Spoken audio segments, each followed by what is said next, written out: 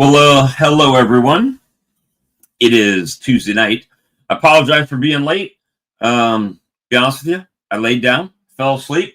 I woke up about 10 minutes before 8, like 7:50, and got rid of some dishes and sat here and tried to get the cobwebs out of my head from sleeping and get a little bit awake. Hey, click the link. Come on in. And yeah, doubleheader week. Yep. I was just, I don't know, wore out. I actually went and worked some bees outside today. Put some more Appy tablets on. I was kind of happy with what I saw. I can't lie to you. A little bit happy about it. I feel like I did pretty good up to this point in the year, and or the end of the year for that matter. And this will totally, and hopefully Brad has a minute when he jumps in here, or if he jumps in here tonight, because he made a post that, or sent me a picture that, 2025 is in the books. He's finished. All the bees are inside. And I'm out there today, same day. My bees are brooding. so it is a quite a bit difference in, beekeeping being geographic for sure, right? So it is definitely one of those interesting things. Same creature, different area, different things happening, right? I was fortunate enough to see one of my queens today. She looked pretty good, but the thing is that to me, just thinking about it, it's like she does look different. I have to feed my face, being in a bit. Gotcha. But it's just one of those things to where, I think she's smaller. At least, and obviously I can't remember exactly what that queen looked like last time, that type of thing. But for some reason, I just had the opinion that she looked a little small. Not to say that, she's still laying. And when I mean laying, I'm not just seeing cap brood. I'm seeing, all stages of larva. So still laying. Just constant. It's a smaller pattern. It's a smaller pattern on a, but I'll see 2 or 3 frames of brood in there right now. And, it's the 25th of November, guys. So these bees, if they were laid today, 3 weeks from today, middle of December already. So those bees, middle of December. The next one would be the middle of January-ish. Yeah. And, starting that buildup, right?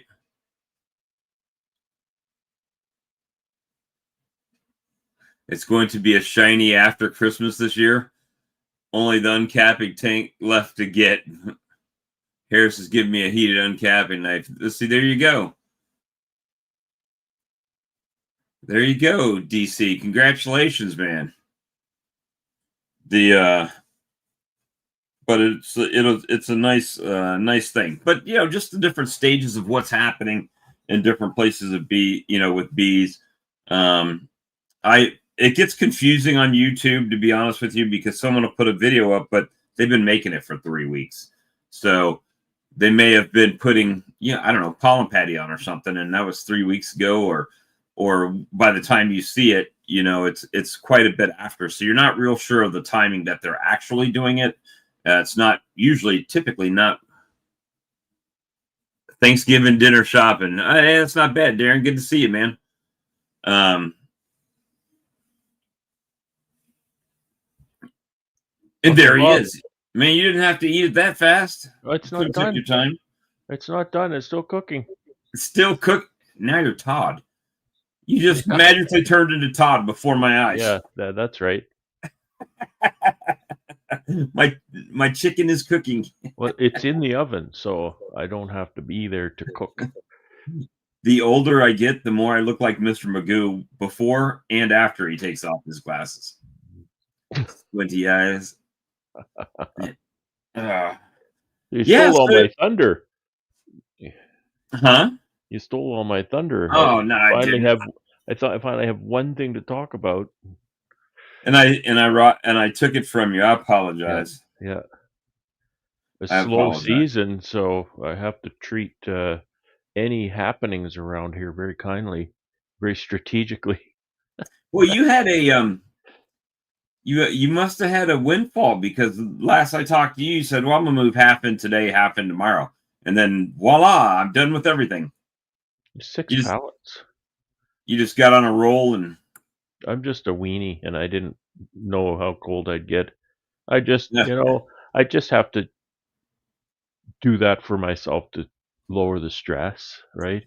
right. Just say, "It doesn't matter, I can move in today, tomorrow, both today and tomorrow, it doesn't matter, whatever. If something goes wrong or if I get tired or if I get cold, doesn't Or if I matter." just get a I don't give a crap and want to sit inside and drink coffee, I can do that too. Yeah, but, I just did it. The tractor does most of the heavy lifting. The tractor does all the heavy lifting, literally.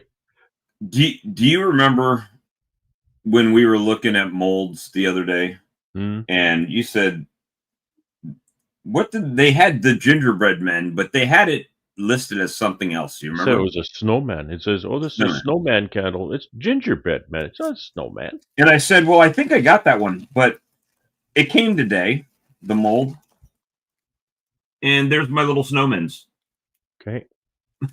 gingerbread men. So Somebody doesn't know the difference between a snowman and a gingerbread man. I'll tell you what, that wax melter is dangerous. I'll tell you that much. My wax melter, that Oh, thing shot. When you turn it on, it starts to warm up, but it literally, and I don't know why. There's no moisture in it or anything like that, but it starts. I mean, like boom, boom, oh yeah. and it had stopped. So I released the pressure on the top, all nice like I would with a crock pot, and I had it set aside, and I was going to scoop some wax off, and that thing went boom and shot hot wax all over my arm. No way. Yeah, I mean, it went, and this thing's tall, like a coffee maker, like the old coffee pots, the percolators. They shot out of there and got me on Huh. my arm. That's But crazy. it melts the wax quick. That's for sure. Good. Maybe a little too quick. The let me see. There's Todd in the chat. If anyone likes caramel popcorn, I just saw caramel popcorn. I got caramel Sidetrack squirrel. popcorn. If anyone likes caramel popcorn, you should Google honey popcorn. It's pretty good and easy to make. You can even add peanuts to it. Sounds a lot like Cracker Jack or Yeah. Cracker Jill's without the nuts. Chills. It's a legit product here. It's called Cracker Jill. Seriously? Yes. I would not tell you a story about Cracker Jill. It's like Cracker Jacks, but it's nut free. It's identical. It's by the same company. I don't make these things up. I know No, you do. America's weird, and we do things a little bit weird. I get it.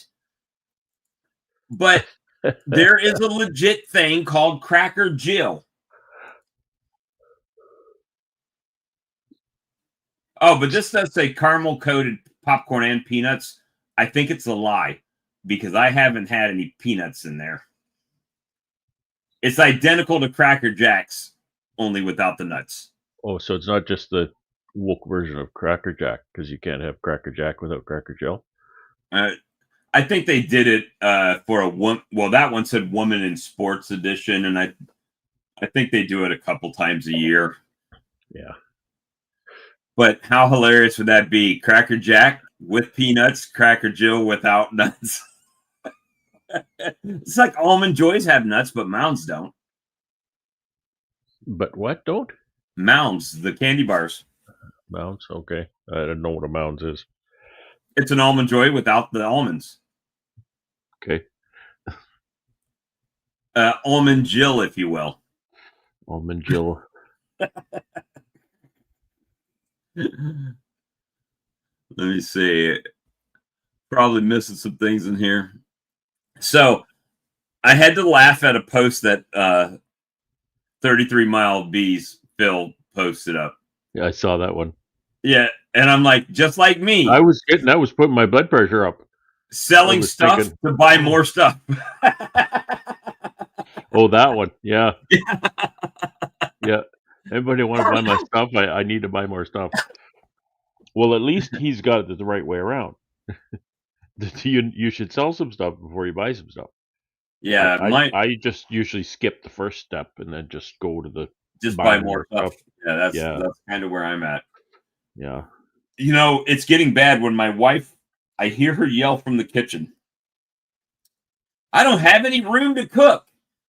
And the only reason she doesn't have room to cook is because I've got honey bottles and lids and a and a 5-gallon pail and a wax melter and My a my creamer my and kitchen is sort of like that. oh, you know what? Everything is takeout. Since you're here and everybody's here, I'm going to ask a question. And Yep. it's a photo opportunity. I'm going to show a photo and Yep. then I'm going to let people try to help me understand why something is happening in one of my colonies. Sure. Once I find the photo, I will show it. Okay. Now, to me, this looks nice. All right. All right. That is a 6-frame Lyson nuke. And these bees are perfectly content like this all year round, all season. They've been this size, not getting bigger. They're not moving up into the second box and doing anything. Freshly waxed, drawn, all that. They're just content to stay right there in the bottom, just that size. What I mean, the reason they got moved to a nuke is because I thought they were going to be zombie, right? They just kind of started dwindling, and but they're just happy being that size. I haven't met a colony like that before, where they're not taking advantage of any of the resources to go up. Even when I have liquid feed above them, they're not drawing that out. They're just staying right down below. And that Well, thing's packed with honey and stuff. I mean, it's got feed. I'm not worried about this colony dying unless the queen dies out over the winter. it's a modest colony. It's not a boomer. It just happens to be, you know, It's at like a happy. space level. It happens to be happy in that box. But I would say that it's still, it's not a what you'd call a good colony. It's just because it doesn't grow. They need to grow. Well, so I'm wondering. I saw James Knoll say requeen. Yeah, I know. That's the reason why I got over here. It's because I literally split that off and requeened the major colony, and then this one grew back to a 6-frame nuke, and it just wants to stay 6-frame nuke. But it's a nice, strong 6-frame nuke for this time of year for me. So it's like, Well, good proper colonies and not good colonies is not black and white, right? It's a spectrum. Colonies will be. I mean, you can have, like in my apiary, I would have 100 colonies there. They're not all the same. They're not all the same strength. They're not all the same growth rate. There's a spectrum, but there's a point at which oh, there's Brad I would. Hogg. There's dressed up to move bees. There's a point at which, I call them that one's not making the grade kind of thing, and that one doesn't make the grade. Now it might be fine, just in a 6-frame box. Um, I've got a little nuke that I put in my building. You'll see on the video this weekend. It's a little 4-frame deal. It was a colony. I think it was a 6 or out of spring, and it just never really did much. Ended up in a 4. I brought it over to the honey house just to be a catch-all for the wayward bees at the honey house, and it's still going. I fed it up for winter. It's still going. It might live the winter. I don't expect it to, but even if it does, it's no good. It's a zombie. It'll get a Right. new queen. If it makes it that far, it'll get a new queen. There's Queen. Like, that pattern's a little goofy, isn't it? This one is. Um, this colony was actually that cutout colony that I did. However, she also has. Oh, there she is. Hold on. No, I hate it when it does that. But anyway, Queen's right here, right? So the a lot of this has started to hatch out, and she started to backlay it. So that was yeah, there she is. Better photo of her. But at this, and there you go. This is eggs, but these are the oldest, right? So she's working That's kind of crazy. out. Yeah, so that's kind of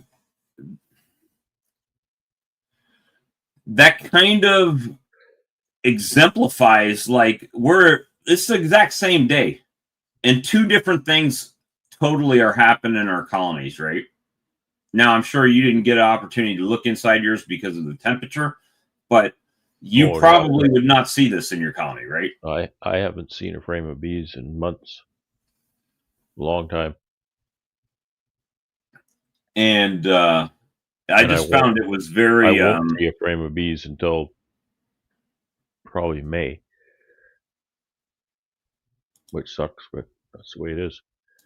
Some of those clusters, I picked up those pallets with the tractor, and it was just going, "Oh boy, is that ever heavy!" And that makes me smile because they're fed up. And some of those clusters are really looking nice. Well, this was the top box where there was some combed honey, frames of honey, and I pulled it off, and that's kind of the bottom of the cluster, and that's the bottom box, right? So the bottom box was pretty nice. It had no tablets, so I put new tablets on it, and then put this box right back on top, right? So it is a pretty healthy size colony for here. I did see bee bread, and I don't know where I don't know how old the bee bread is, because I haven't seen them bringing anything in, but they're on something. Let me ask you something. Mm-hmm. I don't deal with hive beetles, so I'm always kind of interested to ask you how that whole world works. I saw 3 beetles. And I know in the past, I've heard you talk about putting things like, mints or something in the box to ward off the beetles, which you said does work, but it's difficult to do because it's just, I think that's why the tablets are helping out with the hive beetles. That was my question. So you think the tablets are helping with? Oh, absolutely. The hive beetle. When I pulled the foamy off, and I saw 2 beetles on the top, and then I did a hive inspection, didn't see any beetles. You've had some pretty serious beetle problems. Oh, I've opened them up and did the Bruce's bees, and where there's just tons of them running around. Bruce Jenny level beetle problems. I've had that. I've had the bug farmer when he had the vac and he was vacuuming them out. I've had all those. I will say, and there's not much I can contribute to it, because the only thing that I've used in the hives for the last 2 years has been the tablets. Yeah. I was talking with Ian a bit today, and Ian's like, "Well, what's your mite count?" I'm like, "Don't know." I could do one, but I don't really feel like I need to kill an extra 100 bees or 300 bees in the winter. So it's kind of especially on some of the colonies that maybe aren't that strong. This is some good advice right here. Yeah, don't say Beatles 3 times in a row. Like Beetlejuice, Beetlejuice, Beetlejuice. Oh, he did it! He did it! Because that's what I'm going to make out of them, Beetlejuice, if I see them. Yeah. Smash. So But okay, yeah, that's really interesting. That's really interesting that it seems to be keeping yeah. that I at mean, bay. if you think about it, it's got 17 different oils in it. I'm sure there's peppermint, spearmint, or something in there, only because I've tasted that Mm-hmm. Yeah. in the tablets myself. So it's it's been, hey, maybe I'm rolling the dice too much on it. I don't know. All I know is it's November. The colonies look pretty good. At least the ones here. These are the ones I checked. I went outside. I'm like, you know what? Let me go ahead and pop into there. And what I was really trying to do, Brad, it was 70 degrees today. Camellias. So my camellias haven't opened up yet in my yard. Maybe a couple of them, but they're going to soon, I'm sure. And the main reason I wanted to pop those open was to check the weight and see if there was any stores, right? If they had any stores or if they had burned through it, did I need to add more feed? But with my rule of thumb, because the only thing I'm using is Appy tablets, if I pop a hive and the Appy tablets are almost gone or they are gone, they get more Appy tablets, right? And that has worked for me for 2 solid years. So we'll see if it continues. Will I have a loss? Guaranteed I'm going to have some winter loss, right? I just plan there's going to be winter loss. It's my goal to have as little winter loss as possible, but that is the goal, Winter. Right. and we'll see how it ends up. But it was I was pleasantly surprised with the ones I did check. I still could have checked like 3 more, but it really got overcast and looked like it was going to rain, and in fact did rain a little bit. And so I didn't want to jinx it too much. The ones that I checked were the ones that in my mind were the weakest ones. I didn't check the 2 lice and poly hives because they always do well through the wintertime. And then I've got 1 more that I could check, but it was real strong the last time I went in there, so I didn't really mess with it too much. But yeah, I absolutely think what I think it might do more than anything, as far as beetles, I think that it they don't like it. I mean, the scent. I don't know that it kills them. I think it just keeps them from going in it. Oh, yeah. I wouldn't imagine that. So Interesting. Winsboro, the big Winsboro. I like Winsboro. I've been there a few times. I wonder if a guy put, because I understand using pollen patties is a big problem in beetle country. I wonder if a guy made a pollen patty and put a little bit of Done it. thymol in it. Oh, thymol. I don't know. Yeah. Done what? Oh, I was going to say I used peppermint extract in it before. Yeah. For beetles. Worked out? It worked okay. Yeah. They still laid eggs in it. Like anything, if you leave it in there, if it, for me, it's a matter of gauging how fast they can consume that patty down. I can't just throw a pound of patty on there and walk away for the most part. The beetles will get it eventually. Yeah. So if I put it in a Ziploc bag, if I slice it, it does pretty good. And any beetles that get in there, well, they have a hard time getting back out of that bag for some reason, which I'm fine with, right? Because then I can just pull the whole bag, throw it in the freezer, kill everything on it, and then put it back out there. Yeah. And that works pretty decently. Yeah. Good. And But yeah, it's been a unique week. I'm excited that this weekend I'm doing that show. I've got my candle stash is now it's the largest it's been in the history of being for me,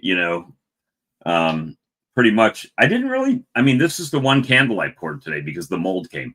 The other ones, I mean, I pretty much was doing 2 runs a day of all my molds, right? So I'll have 2, 3, 4 of each thing. Carol's getting four of our little candles and a dozen of those candlesticks poured every day. That's the worst part about it is like the bigger the candle is, the longer it takes to cool, the longer it takes to make. If you that's one thing I do like about that wax melter is that it does melt the wax really quick. So you can turn it up and melt the wax down, pour a candle, and be in and out of there. Uh-oh. Here comes trouble. We got Triceratops hunter Doug Longman. The dinosaurs are coming. Yeah. Dinosaurs are coming. How you doing today, Doug? Oh, I'm pretty fresh today. Still fresh. Warm? If -7 is warm. Further than here, we're sitting at -3 right now. So did you get snow? Yeah, not much, but we're white. Okay. Yeah. We really got we got enough snow. If you look really hard, you can see some of it here and there, but not yet. She's Doug, cool. On that post, I wasn't trying to be a wise guy. No, I know. I was just trying to see if you had been able to witness any weight changes because of the temperature being warmer longer, because it will very quickly here over the winter, right? No, there would be about 150 pounds of honey in those hives, and what they were taking in, they were probably using just about as fast as it was going in, I think. Yeah. I almost made some liquid feed up today to put on my open feeder, and then I said, might rain. It didn't, because I don't have a lid with the holes cut in it like you do. So if I need to put it in there where they're going to use it like now and get done with it, right? But yeah, I went in mine today. I still got eggs, brood, and larvae. Doug, they're still working it, which leads me to believe more of like what Charlie was talking about, that I might be in one of those places where I just have to requeen every single year because they will burn out faster having to lay all year long, pretty much. So, I don't know. Well, our winter's a month shorter now, anyway. Yeah, that's true. Yeah. Now it'll go to March or till May. It'll be like snowing in May now. Yeah. Just everything shifted a month. It could. I've seen the ground get, I don't know, 6-8 inches of snow on the long weekend in May before. I wonder, how bad does that throw the bees off on your season when you get something like that? Does it, I mean, I figure once it gets warm, it's going to get warm really quick, and then it's going to still be about the same amount of time. It's just like, does that usually give you a solid, steady flow, or can it just vary after that? You could get anything. This year, it seemed like I had more rain than I've had in the past. Not like days and days and days of just hard rain, but like it would rain almost every day, just a little bit. So it was, I don't know. I don't know if that helped with the honey production this year or didn't, but it seemed like things kind of bloomed along and along. Well, rain makes flowers. So the song says rain makes corn, corn makes whiskey. Yep. Whiskey makes my girlfriend get a little tipsy. But yeah, that's true.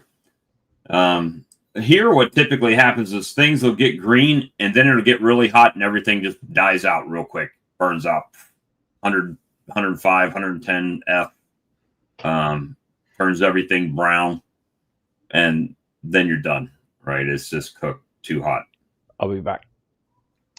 I'll be back. We normally get the flowers probably the middle of May, and we'll have them till the first frost. They just stay the whole time until it just gets too cold and kills them. Yeah, but they'll get real intense, month of July, maybe the first week of August, and then taper off. But there'll be a certain amount until frost, and then everything's dead. It's comparing what you guys go through to what I go through.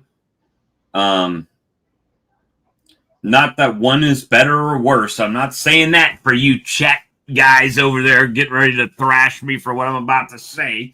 But it's I almost would not almost. I think I would prefer to raise bees in your area. And I say that not that it's any easier, but like Brad put his up today and won't see him again until April, May, right? Yep. Everything he needs to have done is done, and there's nothing else he can do. For me, I've got to be on constant lookout, right? Every time I go out there, what's going on with this entrance? Are they flying? Are they not flying?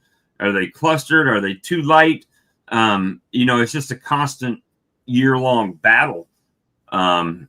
So I think I would prefer that myself. I don't know that. I mean, obviously, 3 years ago when Brad started coming on, he's like, "Oh, you guys got it so easy down south. They just keep bees and they just always have something." It's always. I mean, I think that's natural that we always look at something else and, oh, well, that must be nice to be different, than what we've got. But it's just different, right? There's different levels of work, different things that have to be done. If I don't get all my feed into my colonies before October, I'll feed them in November, right? Or feed, you know what I mean? If you guys don't, it's like it could be a death sentence to your colony that they can't make it through the winter. So, yeah, I used to wonder about, you guys down south talking about wintering bees. There should be nothing to it. But ours is a lot simpler than what yours is, really. We feed them up and put them to bed. Yeah, I could feed them up and they could just burn through it, right? I mean, because I don't know, did you see the photos I was posting up, Doug? Yeah. That was today. I mean, that was eggs and larvae and brood that was laid up in the last yesterday or today or day before type of situation. And then cap brood, pull out a frame and you can see them hatching out. They're cutting through the cells. So, man, it's almost like I need to do my own study just to see, hey, do these things actually ever stop brooding for the whole year? I would have to pick a colony and it'd be sacrificial because if it was too cold or something like that, I would still have to go out and check or figure a way that I could check to see if 2 weeks ago, type of thing that they were still brooding. But yeah, it's interesting. And then I'll come into spring. Right before spring, we'll get a little, I think it's like January, February to be our coldest period of the year before the spring pops. And you'll go in there and you'll have a little tiny cluster like that. I'm like, how can you have a little tiny cluster like this when you've been brooding all winter long? You should be, so that kind of, to me, I question a lot of things. So everybody says, oh, well, they make winter bees and they got they're bigger, fatter bodies. And I'm like, no, they don't. Not here. That's just a normal bee. If I go out in November and there's bees being born, that's not a winter bee. That's just a bee. You know what I mean? It's not like it doesn't have more fat stores. None of that I can tell. It's not living longer because I can come out in 2 months and there'll be a real small cluster, even though in November they're still brooding. So it makes me question more than it does than to toe the line, right? And I guess, again, it depends where you're at. If I went to your place, yes, you have winter bees. They're going to be in the building for the next several months, at least in Brad's situation. So there is nothing happening in there possibly. Now, would you know? Probably not. If you're not going inside to look at them, you wouldn't know, right? So, yeah, definitely a interesting subject, and I don't know if there's a good way to check it without sacrificing a colony to do it. But yeah, I just found it very interesting. I know Ian found it interesting that it's like it's November 25th. We are literally 30 days away from Christmas, and it's still got brood eggs and larvae, still working it. Now, not as much as they are in the spring, but when I open a colony up and it's got 3 frames with brood on it, are those winter bees or are those now spring bees? And one thing with ours, I think it's more rewarding when we open up or start harvesting a hive. 200 pounds of honey is probably a crop failure. You get 300, sometimes up to 500 off of a single colony. So more reward to it.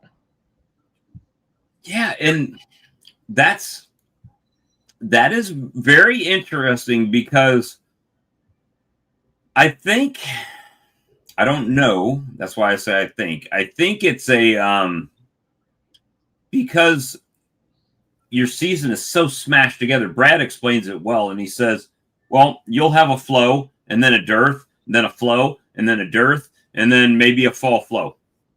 Where you guys bring it out of the barn, you get a flow, and then it's frost, and you put them back in the barn. It's just kind of like all jammed together, right? Yeah. So you just constantly stack the boxes on there. So it is challenging for me to figure out. But well, our days are a lot longer too during the summer. They are, yes. So that makes a difference as well.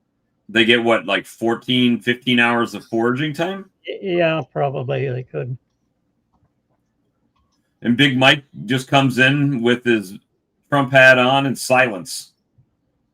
Well, you guys are talking and I want to interrupt. Well, all right, Mike. So this is a video chat where you come in and you join the conversation. I was listening. I'm just poking fun at you, Mike. You know that. I had to wear a hat. I've had a respirator on all day. My hair, my beard was pinned to my neck. Were you OA treating today? I did 110 hives today. Between 11 Only? and 4. You slacker. Oh, I didn't finish. That's what Brad told me earlier. Brad was like, oh, well, I've only got like 8 trips to make outside or something. I'll probably do half today and half tomorrow. And then he sends me a photo. Okay, we're all done. I'm like, that's kind of how I am. If I get out there and I feel all right, I'll just keep on going until I'm done. And if I'm not, I'll get the rest later. But the problem for me is that later never comes. If I don't take care of it now, it ends up looking like it does now, where there's an inner cover sitting there and a queen excluder, and I got so much shit laying around in my bee yard. That 6 frame that you said doesn't want to move up into the second box? And I've baited it before too. You have baited it, huh? Yeah, and then they just hatch out and come right back down to the bottom, and they just stay in the 6 frame in the bottom. Maybe you should reverse it. Just reverse the box and have them move all down and move into the bottom box? Yeah, keep doing that. Maybe they'll get bigger. Well, what I could do is my modified Demery method and keep pulling that brood up, and they're just going to explode. That was my best Charlie impersonation for the evening, by the way. But yeah, I don't know. And I'm not worried about it. That can actually be my zombie, where I just go and grab a frame out and then put another frame in, and As long as they keep the frames good till spring, you're all set. Well, I Get mean another brood. that little 6-frame nuke. It's been 6 frames all year. I put a second box on it. I put it's a licensed hive, so I put the little 6-frame feeder on top of it, fill it up with feed. They pack their box out. They eat their Appy tablets. They eat any pollen sub I put in there, but they only stay 6 frames. They have no interest in going up. I don't know. I saw Todd said, just get an 8-frame box and put a frame feeder in it and put it next to them and feed the crap out of them. I mean, that'll build out 2 more frames, or actually 1 more frame, right? Because the frame feeder is going to take at least 1 frame. So I don't know. Requeening is probably the order, but that might be that queen. They've actually lived. That colony's been in existence over 2 years, 2 to 3 years. So if they make it to the spring, maybe that's just a good one to graft off of the queen. She's just old, I think, is what happened. Just graft from her. Check them Yeah, for. she's not building up. I wouldn't graft from her. Check. Well, again, that was in a 10-frame deep, and I moved it back like I said, sometimes those clusters get small, and I'll move them out of a 10-frame back to a 5-frame or a 6-frame and kind of zombie them. That's how she ended up over there. But she is literally zombied. I mean, she's not going any bigger than what she is right now. But that colony was quite a bit bigger a couple years, the last couple years. It's just that now it's not. So check them for European foul brood. That's kind of what it does. If hive never grows, it just sort of maintains itself. That's right. European foul brood on it, huh? So I've heard. Yeah. All right. That's one of the symptoms to look for if you have that. And what is there is cure for European foul brood. What's the best method, do you think? Well, we have Oxytet that you can feed your hives here. It's an antibiotic. Does that just mix with liquid feed, or how does it work? You mix it with icing sugar. I gotcha. You can mix it with feed, but icing sugar, I think, is the most common with it. If I got one hive with America with the European foul brood, I'll shake the bees on the clean equipment and burn the frames. If it's one hive. Right. Right. I'm not going to bother trying to fix that. Yeah. I'll look at it. If I got 20 hives, then, well, it's been a minute. I really haven't. I should have done it today when I was out there, but I kind of knew what I was going to see before I opened the box up, and I just verified what I was going to see, right? That it was the same size that it's been. Yeah. So I just gave it a tablet and closed it back up. And I mean, it could be lots of things. Like lots of stuff does that. European foul brood, chalk brood, all those kind of things that just kind of keep a colony from getting anywhere. Right. So, but it's well, but that was a strong colony, Mike. Last season, beginning of last year, have to go back. Not this. Even serious nosema infection does that. It just kind of colony doesn't die, but it doesn't go anywhere. Just kind of stay stagnant. Yeah. Well, my bees don't have any problem pooping by the way my truck looks half the time. Nosema has nothing to do with poop. Well, I know, but that's something like dysentery, though, right? They're not related. Nosema and dysentery? The dysentery aren't? No. Then why does everybody say, if you got all the poop on the front of your hive, they got nosema? Because everybody says it. That's why. There you go. See? I've never had it. There's no I had the actual poop on the correction. front of my hives, and everybody goes, "Oh, you got nosema?" I said, "No, I don't." Exactly. Unless you got a microscope, you can't tell me that. If you have a nosema infection, any poop can be infected and could spread it. I gotcha. But it's not a symptom. Look at there. There's a Canadian beekeepers blog. Hey, Ian. Come on in. You'll What? tip the balances towards Canada. It's 2-2 Yeah. right now. Well, you got one American and one almost Canadian at the bottom because he's close to Canada. I will be on Thursday. I'll be within 3 miles. Well, if we wanted to go that route, and we want to keep this non-political, but then we got almost 2 Americans there, depending on what their provinces decide to do. That's just jokes. Don't get mad. We're not talking politics tonight. That's right. But yeah. So Brad, you're all buttoned down. Doug, you're all buttoned down now, right? Yep. I was before. The only difference was you were putting out some open feed for him. Well, I just emptied we had the pails on and I had some syrup left in them, so I just dumped them into that one feeder. Didn't know we were going to get flying weather.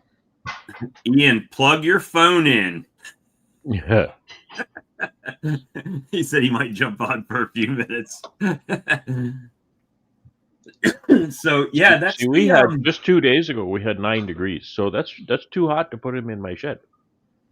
So all right. So what's to say? Now, obviously, I probably know the answer. You look at the long range forecast, but what's to say you don't get another like I do, where okay, it's cold today, but tomorrow it's going to be 13, and then it's cold again. nothing's to say that. All you can do is look at the forecast as it is. But Right. we know the weather forecasters wrong like 70% of the time. They forecaster doesn't know what the weather was yesterday half the time. Which is why you have to air condition that building, right? I don't air condition it. Well, technically, yes, I can air condition it, but that doesn't do me any good at these temperatures. You need refrigeration. Like what Ian's got. I don't have refrigeration. And that's why I watch those high temperatures coming up, and I don't want to put them in the building early. Because, again, the earlier you put them in, the more likely a surprise high temperature is going to come by. I didn't really see, 9 and 10 degrees coming in the last few days. But sure enough, we got 9 and 10 degrees, and that's too warm. And you'd want to have I think the longer you could keep them outside would be better, right? Because they can do the cleansing flights, and then if they're in there for a few months, well, not really. Does it really matter? I mean, if you're looking at 9 or 10 degrees, there may be a little bit of flight, but there's not going to be a lot of cleansing going on. And it's best that they don't fly, because it shortens their life when they fly, right? So it's best they don't. So having them indoors is good. Like, Ian could put his in with the refrigeration, keep them clustered, keep them in the hive, so they're not flying. That's good. They're going to live. You guys are going to make me go rent an Americold storage facility so I can take all my bees and stack them up in there. Put them on ice for the winter. Well, we've talked about this for years now, literally years, and about the differences between beekeeping where you're at and beekeeping where I'm at, right? Not that one way is better or worse. It's what we have to do in our areas, right? Oh, yeah. It's very different circumstances. And I mean, as far as like these, with what I'm going through now, there's no telling how long the feed that's in there. Now they've got good stores, what I consider to be good stores in the colonies. But if I get slack, which I've been known to do, I'm just saying, I am the guy. When Brad says, "Do you want to chat?" Absolutely want to chat. I'd rather sit right here and chat with you than do anything else I got to do outside, right? I mean, that's just the nature of me. And sometimes I will do that kind of thing. And that's just an example, right? This morning, I actually got up and blew off my dirt in the front yard, right? So that's one of those things that, and then I decided to go out and work some bees, and I talked to Brad all in the same day. It was a very busy day for me.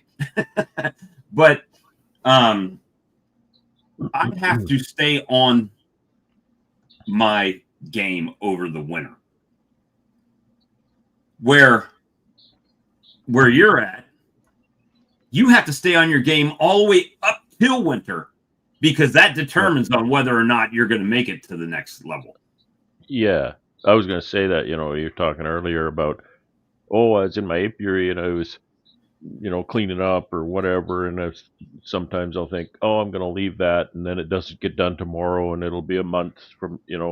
Right. But that's winter is the big pressure here, because I was sort of looking at the forecast and thinking, am I going to move all my bees today, or am I going to move some today and some tomorrow? And so I was looking at the forecast and think, I can do it today at -3, or I can do it tomorrow at -9. -3. That's a little bit of motivation, and that's reality. So you can do it today, not in the snow, or leave it for a couple more days, and you can do it in a foot of snow. It's Right. up to you, You might not find it in the foot of snow. and you might not find it. Or And even then you driving run over over with your things tractor and then or it's whatever, no good. right? So that's the motivation. But it's the same with the bees. You're right. It's you don't have to be on it all winter, but leading up to winter, you really have to be on it, because Right. like right now, the die is cast. There's really not a lot I can do at all. Right. What you get in the spring is what you got done up until October, for the most part, assuming there's no disease or anything that takes that, right? I have made my bed. And I'll see in the spring what the result is of my labors. And with mine, I have to constantly monitor. I mean, it's like literal. Yeah, it's a totally different game, right? You're always monitoring for feed stores and pests, and which is why everything. I did do, and this is something I would have never got outside of doing these chats with you guys and being blessed with friendship with, Mike and you and Doug and Ian and James, Northern Beekeepers. With the way that you prepare your bees for winter has helped me down here. Now, so when I pull that honey off and I start slamming the feed on like you guys do, I do that to try to plug them right out. I never have gotten it plugged right out. Be honest with you, just haven't been able to get it all the way there. Even feeding them 8 gallons a colony, I was not able to get it packed all the way out. However, what it has done is doing that immediately has taken my bit of error opportunity out of having to judge which colony is light and heavy and all of that stuff. Has taken that right away from me. So now when I go back in like today, there's Mr. 1%. He is a 1%er. Evening, guys. He's the 1%. We're speaking on battery power, gentlemen. I have 77%, so I should be good. Holy nice. moly. What did you take the day off? No. I just got in actually off the field tractor, doing a little bit last minute land work. So I just got in. I thought you were in solitary confinement or something. They took your phone from you. No. Somebody should, though. I get withdrawal if I don't have my phone on my side. Yeah, I hear you. The snow didn't The worst part is, as you get to be my age, Ian, you're going around with the flashlight on your phone to find your phone in the dark. Yeah. I haven't done that yet. No, I have. What the hell did I do with my phone? Oh, What did you say, Doug? Do you get snow today? The snow didn't get to you? No, we didn't have not a single, not even a little bit of a flurry. Not a bit. Boy, south of us got a load of it, eh? Wow. Oh, no. How much did you get? Well, we just got a skiff here, but I see North Dakota, they got roads closed. Oh, they can keep it. Yeah, I don't want it. Yeah. All right, I got to ask you, what's a skiff? You said I just got a skiff here. What is that? It's a little more than a skosh. Okay, but a little bit less than a metric shit ton load. Well, it's definitely less than a metric shit ton. Definitely less than that. Yeah. You can get it on your boots. Okay. Yeah, that system's over International Falls right now, so it's gone by us. Yeah, that's good.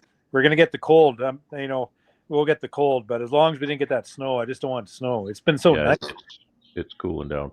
Yeah, Yeah. like on Sunday, was it Sunday? I'm losing track of my days. It was 13 degrees here. I could hardly believe Wow. it. Yeah, we were 12. Yeah. Yeah, I seen your video, Doug. The bees are flying, eh? Yeah. Boy. Yeah, that was a nice day. Yeah, they're getting out and flying. Yeah, mine were hunkered down in a cold room. Mine are business as usual. Let's just lay some babies and keep it going. It's I'll be interested. I wish I had I wish I had it, but I'm never gonna pay for it. The brood minder or something with the scales, just to kind of be able to track that data over the winter and see how the weights fluctuate.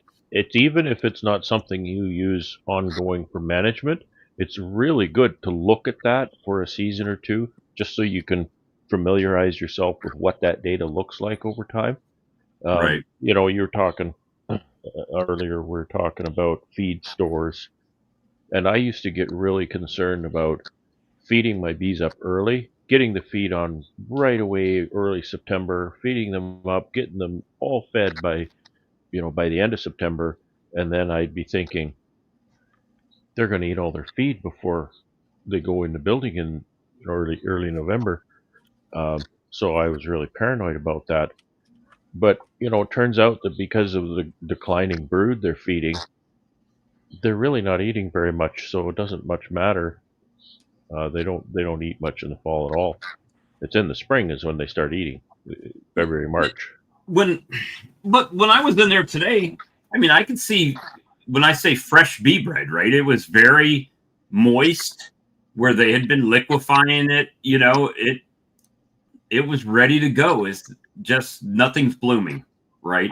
So that was my intention to go out today, just to see, as a monitor, just to see what the weights were looking like on the colony, if they had enough stores in there, if I did. Basically, to validate I did a good job earlier with the amount of feed that I put on them, right? Because with my bees, I could put feed on them all winter long. I could literally just empty a jar, fill it, and just keep doing it. That's not very cost effective, right? So, well, it's more cost effective than replacing bees. I will make that statement. But but it's been a really big learning curve for me to learn what it takes to get these bees through to where they'll produce a lot in the spring. And you guys have been very vital to that. And people laughed last year. They were laughing. Now you ain't laughing, bitches. I see ya. They were laughing when I was saying, well, I'm trying to do some things like you guys do, right? Like slam the feed on them, shake them down to single deeps, stuff like that. December, I had pollen patties on in December, right? Nobody here puts pollen patties on in December. I did, because I wanted them to grow. And yeah, that's probably what you're doing there. You're trying to achieve something, so you're managing to achieve it. So, yeah, so there's nothing wrong with that. Yeah, I'm trying to take myself out of that reactionary mode. Like always, oh, what's the bees doing? I'm going to do this. Okay, what did they do? Now I'm going to do this, right? Yeah. Where I'm just trying to manage that by saying, I know they're going to need, so I'm going to do it. And then hopefully that achieves the results that I'm looking for. That's kind of what I've sort of developed over 10 years, and I'm still not very good at it, but is to know kind of how things go throughout the season, when I should do, when things are going to happen in the fall, when it's okay to put patties on, when I should put feed on, and all kinds of stuff. So have a plan for what's going to happen then, but always be looking at the bees and always be looking at the nest, because it's not the same. Every year's a little different. They're going to be a little bit earlier, a little bit later, a little bit smaller, a little bit bigger. And so you have to modify that plan depending on what's going on at the time. But you have the big picture already kind of ready to go, and then you apply it appropriately to what's going on at the time in that season. It's kind of funny today in the tractor. I was thinking about next spring already. As with odd, oh my goodness, we just finished the season. I'm already thinking about next spring, right? But I started to get into a panic attack to myself because I was thinking about, I got to get the bees out, and I'm gonna get, I got to get some medicine on them, and I got to feed them, and then how am I supposed to know when I put a box on? And just all these things started to rush at me, and I said, how am I supposed to know when all this happens? How did I do that last year? Just questioning myself, and I was like, for Christ's sake, stop it. Just let things happen when it happens. That's basically what we do as beekeepers, is just, manage the bees. I think sometimes we fool ourselves to think that we're the ones that are the reason for them to do what they're doing, but they're the ones that do it. We just kind of guide them along the way we would like to see them. So I don't know. what would help that Thinking about situation in a the lot tractor. is a trailer load of new equipment is what would really, help you sleep at night a lot better. I certainly do. I tell you, those tops and bottoms, because I'm mismatched now. I'm half and half. I need to get everything switched right over. So as I was loading up the colonies on the truck, I was segregating back and forth. And then I stacked everything on one side is new and everything old on the other side. And I always walk on the new side of the shed. But I put them in the shed. I lift them off the truck, and I can travel a little faster because it locks together, right? And then I go into, and then I set them down. And everything just kind of seats itself into place. And the other style I have, everything kind of shifts and balances, and I just kind of got to, scooch and stuff like that. So eventually I'm going to get there. Yeah. So Hope's an hour and a half or so north of me, right up 77. He says his maples have been blooming in the second week of January, so he started to feed patties and thin syrup around Christmas. So it's a there's definitely a shift going on. I had a guy when I was down in Florida said that he's got to have 1,500 nukes ready in December to go out to California, so they'll grow into 10 framers for the almonds.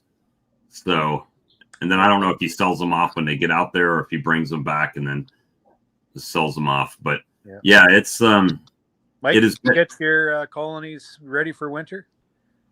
Working on it. I weighed 110 today. Oh,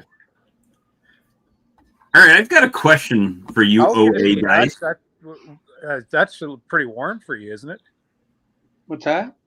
What did you say the temperature? It was 50 today. Oh, I thought you said 110. I'm thinking, what the heck am I? No, I did 110 hives today. Oh, I see. Oh, yeah. So I watched How many left to go then? I have 39 at my house. Oh, yeah. And then I may do another round. Depends on the weather. So I was curious. Did you guys see Bruce Jenny's video where he said he OA'd them like 8 times? And then he watched that today. Yeah. He did the mite washes, and he still had high mite counts in his colonies. And it seemed like he was pretty aggressive on the amounts of OA he was using as well. So I don't know. I don't know what I guess he's going to hit him again with OA, or he kind of seemed like he didn't know what he was going to do with him. He said he did formic on him. Yeah. So, yeah, but formic this time of the year, I've never used it because now would be the time actually because of the temperatures, right? Exactly. But Ian, when you use it, I know Bob said he lost like 10% of his colonies when he used it, and I don't know if you experienced similar with the formic or not. Yeah, I didn't have very good luck with it. I'm still dabbling with it. It's just something it's the nature of the beast, I guess. I did notice Bruce say something interesting. In one of the colonies tested low for mites, and he said something about a queen replacement, so a brood break. And then he's talking about maybe a formic treatment right now wouldn't be the worst thing in the world just to shut them down. Try to slow that brood nest down. Maybe then he can target some of those mites. 4 grams of oxalic is going to work if the mites are on the bees, right? Right. So You've got a But lot of he'll have a lot of brood yet. you'll have a lot of still brood. Yeah, that's So why it's not working. it's a tough thing. I hear the same thing with beekeepers this fall. Lots of brood in the colonies, and they're using lots of oxalic, and they're having trouble getting their counts down below 5. It's just that mite migration. They're just not catching it on the right cycle, right? So that's a tough one. But he's talking about having those extender strips in his colonies too. So it's a constant battle, these damn mites. I think the farmer should, I mean, what else? What other option would he have, right? Other than to cage the queen. Right. That's true. Well, If I it mean, cuts down the bird nest, it might be a good thing, and then kill some mites at the same time. And so like I Brad, you had some good success, you thought, with the formic. It might have shut a bit of a bird nest, but you had a rebound. You seem to explain. Yeah, they look really good after the treatment. And 0 queen loss. That was nice to see. Yeah, Um, all yeah, new queens, I think, right? no, Oh, no. They were all new queens at my out yard, but not at the home yard. okay. All of the nukes, of course, were new queens. They all got 1 pad of formic though, because there were 6s. But the 10s at the home yard, they were all older. Like I think they were mostly 24 queens. Yeah. like I wouldn't be opposed to trying to use some formic, but if I'm just saying with my luck, if I lost 10% of my colonies, that would be a bad way for me, right? If I lost 10% of my queens this time of year. Thing I had a about commercial formic, guy reach out to me, and he said, "Why do? Oh, what's all the fuss for?" He said, "Just carry the queens in your back pocket, just replace them." And yeah, he's probably right. I did notice, like I had 4 yards I treated, and they turned into 3. So I did have, I turned those into nukes. All the queen failures turned into nukes. So I could have very easily fixed them up, but I noticed those 3 yards that are left in the fall. They were the ones with the best summer losses. Like I think they were under 5% summer loss, where I was experienced. Actually, that year I was experiencing closer to 20% in the rest of the colonies, other than my splits. So it might have been just exactly as they explained. Like Tom will talk about it, where it knocks out the old queen. Maybe the old queen should have been gone anyways. So I just have that's to. kind of what Randy says. Randy just, Randy talks. He's very, very blunt. He said, Formic Pro kills your queen. You don't want that queen as crappy queen, right? Mhm. That's just exactly how he It puts it. doesn't He's very blunt about necessarily, that. I don't know that the queen dies, or they blame the queen and they kill her. Well, that's a theory, right? Yeah. Does the Formic kill the queen or do the bees kill the queen? Boy, it does terrible things in the colony. That's one of the problems I have, is I look too much when I'm doing these things, and I Yeah, see yeah. I what's just, on. I just put Did, it did on and you then I just kind of Oh, I did should don't do did you that. watch. run single boxes, Ian? Yeah, yeah. It's supposed to be a double full ventilation in the front, Oh, and when I we was usually treating, put a super on top, whether it's got frames that are drawn or not, just for the bees to have some space. yeah, when I was doing my treatments, I had the second box on there, yeah, so they had space. The front was And open. Yeah. that's what when I used it this year, I put it on early August, so full honey supers on. So there would be 1, 2, 3 boxes on the colony. So there was lots of space for that to circulate. And Bob, I was going to say something like Formic, and everybody who's thinking about using it or is even scared of it, like I've been, use it on a few, right? Get accustomed to it. Figure out how to use it. That's kind of what I'm doing. Is I want to use it, so I have to figure out how to use it. How do I use this product? And so I don't want to get to a situation where it's, oh my God, my only answer, my only tool that I can use is Formic Pro, and I don't know how to use it. Right? Yeah. I don't have any experience with it. So that's kind of what I'm trying to do. And I just found that this putting it on, during the late part of my honey flow, um, boy, that worked nice. Sure, I have to lift my honey supers, but my magic lifter machine, that came in handy there. Just lift them up, slide the pads in, set them down. I would like to find a time of year that I can use it where the temperatures are nice enough that if the queen does die, that at least they may have a chance to requeen themselves, right?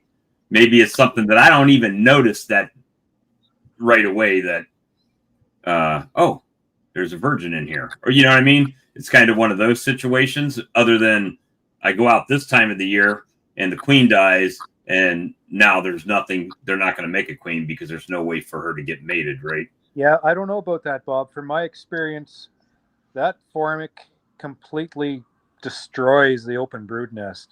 So if it's killing the queen or the queen gets killed, I noticed the supersedure cells were these pathetic looking gross things.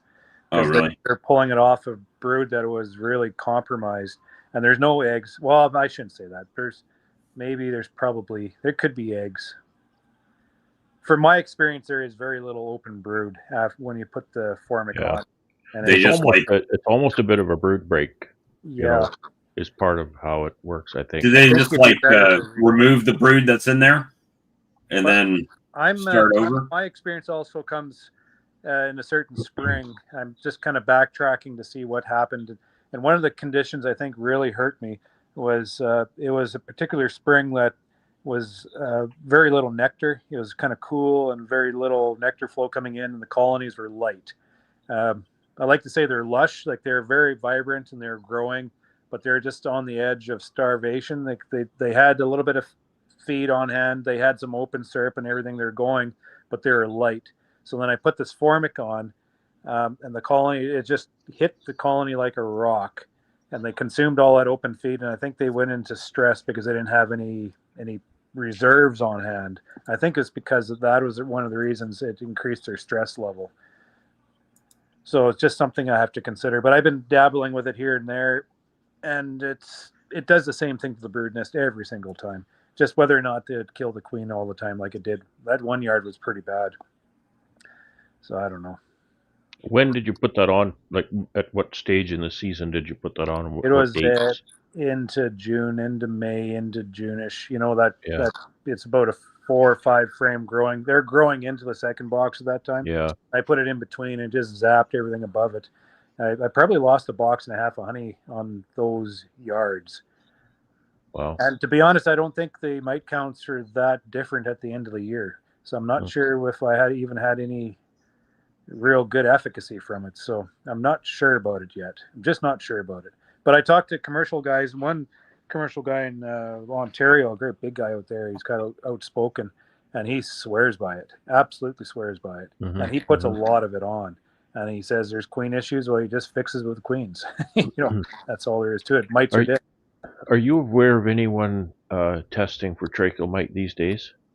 No, but I think we should, because Matthew, like in our tech transfer program, he tested some packages coming in from Italy, I believe it was, and they came back with tracheal mite. Yeah. See, and formic is a tracheal treatment, Yeah, right? So if you're using that, then you're likely going to have some efficacy there. Mark Miller's been preaching that a lot. He's saying, we always assume tracheal is gone. He said, don't assume tracheal is gone, and that it could be a problem, and it's a serious, serious problem. So that's one thing that can really help, is because formic is a tracheal treatment as well. yeah. So if you're normally rotating using formic in your mite treatment rotation, then you're just kind of keeping tracheal at bay as well. Yeah, I noticed If these you're southern not, beekeepers, the ones that migrate down to Texas, they have this menthol type essential oil type thing that they use all the time. Menthol, another thing that is for tracheal. So it's a tracheal thing too. Yeah. and also that what's that T-mite, trophy mite. Formic is really good at that, so we might as well learn how to use it now before it hits, right? I was just going to say that if you know how to use formic, if you're comfortable with using formic and formic pro, if and when tropymite arrives, boy, you're golden, because you've got the treatment already in hand. Yeah, apparently it works very well against the Yeah. trophy mite, like very well. Just it grows so fast and it spreads. Goes fast. Yeah, that's a problem. Do they know if OA helps with trophy mite, or are they saying it's not? No, It's never phoretic. Yeah, they're mostly under the caps. Yeah, that's the problem. Yeah, I think the oxalic does kill, but they're hardly ever phoretic. I swabbed a half a dozen hives for that agrogene solution, where they send your samples out to the East Coast. Comes back active Paralysis virus, nothing. Black Queen, very low. Chronic bee virus, nothing. Deformed wing, nothing. Sac brood, nothing. Varroa destructor, nothing. Nosoma, nothing.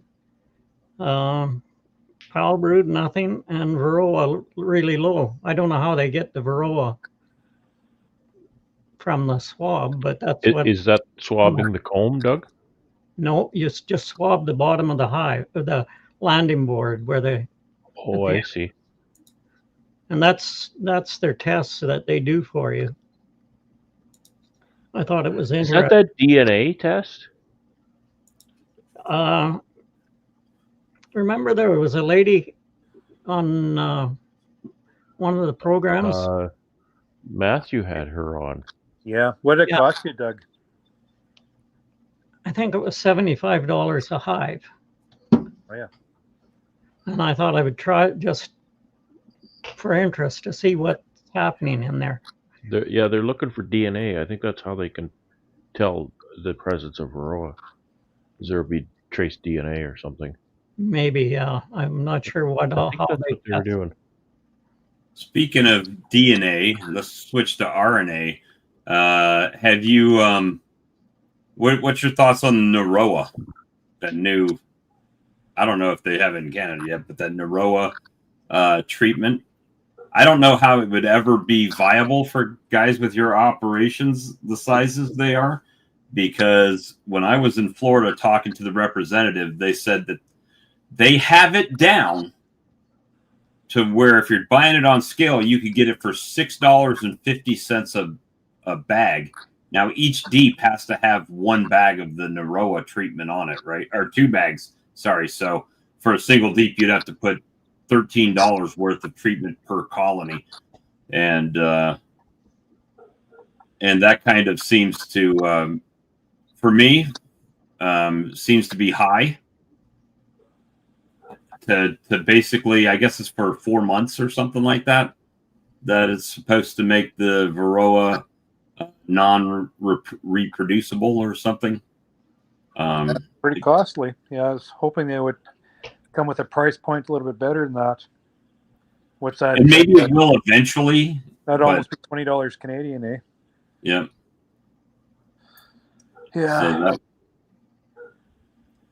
that's one of those things that, and there's a lot of things, right? It's like, yeah, it might work a little bit better, but is it cost effective for what your environment is, right? But you still have to do something to control the mites. It is just designed to maintain that level of right control. So your $20, you can add another $10 to that probably, or more. Where that treatment would work really good for an operation like mine is right out of the shed, where there's not a lot of brood. The bees, I mean, the mites, they're at the same stage as the bees. They got to give her, to produce those mites in the spring. So they go down into the brood nest and try to reproduce, and they can't. So, but the way I get into June, and then you hit them with oxalic or formic or whatever, and it'll hold the mite counts down with those treatments. It's another the option. way it was explained to me, though, is that they're expecting them to take that feed and then store it in the brood chamber, right? And that is the prolonged exposure of the bees going back to then feed out of the frames is what's given it that 4-month period. Now, in your situation, when you bring them out of the barn and you slap feed on them, are they storing that, or are they going ahead and just consuming it because they need that energy? Yeah, it's hard to say. It'd be a little bit of both.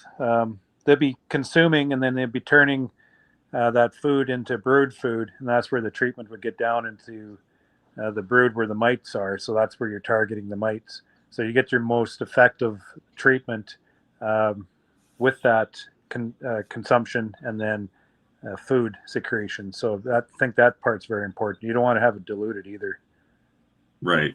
Well, and with that Naroa, because it's already pre-mixed in the bags, right?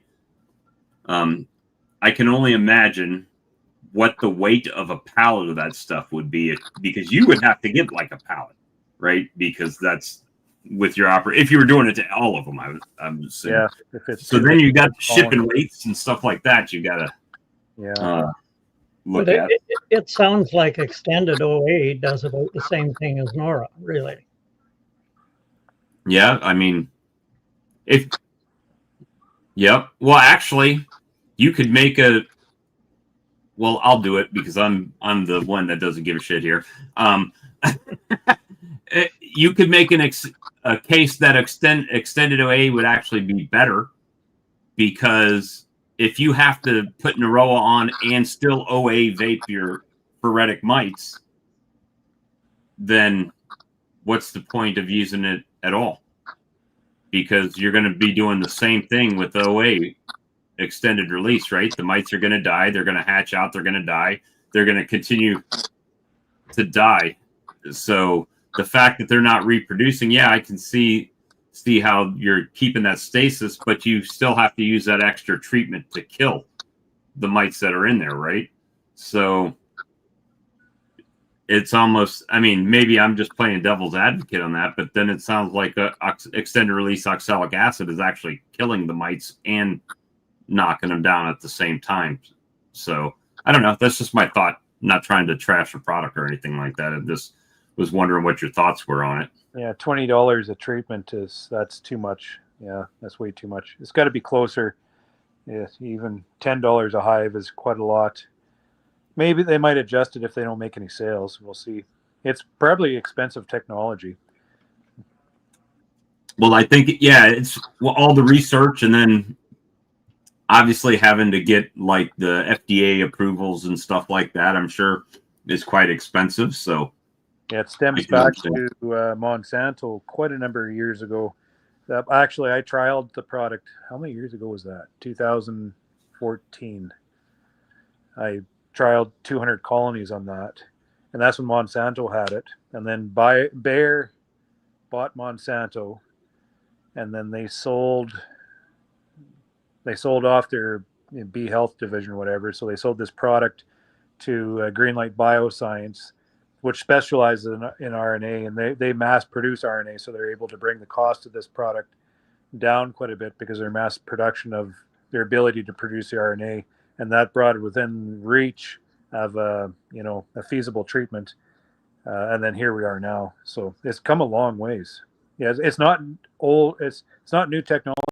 It's old, and it's just being applied to bees now. They do a lot in like potatoes. They have something against the Colorado potato beetle, I do believe.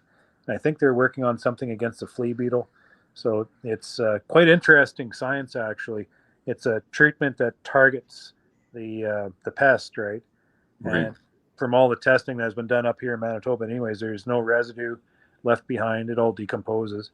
There's no bee health issues because it's very targeted to the mite and that protein. There's no contamination in the honey. There's a lot of good aspects about that. We talk about treatments in our colonies and how it compromises the bees' health all the time. Every treatment we put on is affecting the bee health. I'm not sure what that trade-off is with this product. I don't know enough about it, but from what I'm hearing, it's benign to the bees. So that's a good thing. That's a real good thing. Right. So if we can use technology on our side, then maybe we and fit it into the treatment rotation where it best targets the mite. Like for our case, coming out of the shed, that's a opportune time to kill that varroa mite because the colony's smaller.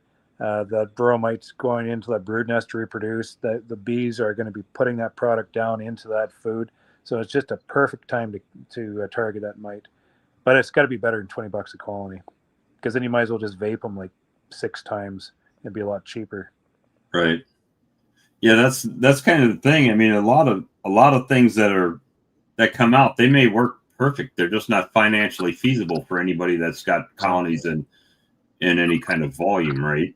Yeah, they may It's different if you got 2 colonies, you're spending $40 and you're just as happy as you could be, right? But when you have 400 colonies, the dynamics change a little bit as far as finances, right? kind of neat that And they're applying technology into the beekeeping world. That's it's not something that really happens because we're not a big payback. right, Complain about that $20 a treatment on the grain farm, guys. We have how many options do we have for our problems we have, and then we dole it out because if we don't use that treatment on the crop, then the crop is compromised, and that's big money. So we just suck it up. we just pay it. Crop protection. That's and I mean, it gets to a point, even though it's a pain, like you said, like with the formic, is that if it killed the queens, you just made nukes out of those. Yeah, right. I made 4 nukes per colony. But it worked out pretty well. We had a tough winter this following winter, but nevertheless, and on those nukes, I also made 4 boxes of honey per 2 nukes. So that worked out pretty well too. Well, but I mean, so you've paid for the treatment, the queen dies, you split it 4 times, you have to replace those queens. So if you're not grafting, which I know you do graft, but you're looking at another $200 in queens, right? So yeah, it can get kind of expensive quick, right? The B math doesn't always work in our favor. How'd your daughter end up doing grafting? Really well. She loved it too. Yeah, we didn't have time to really get into it because manpower issues on the farm this year, so I had to shift things back and forth, and so I outsourced my queens, but I got her introduced into queen rearing, and she did a couple rounds, and she almost I forget her percentage on her take. The first graft one wasn't as good as the second one. She improved on the second one, but the mating success was like a 95% on those queens, and they look absolutely spectacular right now. And I have her, she wants to grow. So I have her thinking about these bulk bee splits that we can make. And I say we can buy a $350 colony in the spring, or, maybe you can make a summer queen and just bank it. Then we can make up these colonies in the fall with all the spare bees around here. You don't have to buy the bees. I'll just give you the bees, just supply the queen. And her, it perked her interest a little bit. She says, "Oh, I don't have to buy those bees. No, you just take them after the honey flow." So we might be making lots of bulk bee splits. That worked out pretty well for me this last year, the bulk bee split. I did the Lazy Man's bulk bee split though. I just went out there. If it was a double deep, I just split it right in half. Top box went on a new bottom board, new lid. One of them had a queen, one of them didn't. One of them made queen cells, one of them didn't, right? Yeah, well, that's what we do too. Yeah, we're just splitting. We don't take any brood with us. I do the same. Like my method is mirrored by Phil Veldhuis. He's the one that kind of got me onto this technique. Just putting that when we're pulling the honey, we have all these bees. We're driving them down into one. Just leave that second box on, let them populate that, and take that second box away full of bees. And put a mated queen in there. That's how we do it. That's Phil the Bee Man. Yeah, he's. I like the way he does it. He takes that box, throws the queen on the landing board, puts the box on it, and done. We're out of here. He does what? He doesn't puts the queen on the bottom board and puts a box on top of it? In the case, he just throws it in on the bottom board. And they just cluster around it and open it up and let her out, huh? Well, I still put mine between the frames, but I would too. I think he sticks it into the bottom, and he tips the colony back or the box back and sticks it in the bottom of the frames. Yeah, it works. That's amazing. What I like best about them is we're pulling the bees off when there's a lot of brood in the colony, so all the mites are in the brood. Because you shake bees in the middle of summer, you're shaking zeros. Like we have no mites, you know, it's because they're all in the brood. So you're pulling off all these bees that are basically mite free. We're putting a fresh queen in there, and then I vape them twice with oxalic, so it cleans them right up. I think we're going to start. It's a lot of work to do. That time of year, we're pulling in, you know, we still have the crop to honey to extract, and so much work to do, and the days aren't long enough. Almost need a second crew to be able to do this kind of stuff. But we might have to start adopting techniques like this just to be able to get ahead of the mite and the attrition all the time. Just another option.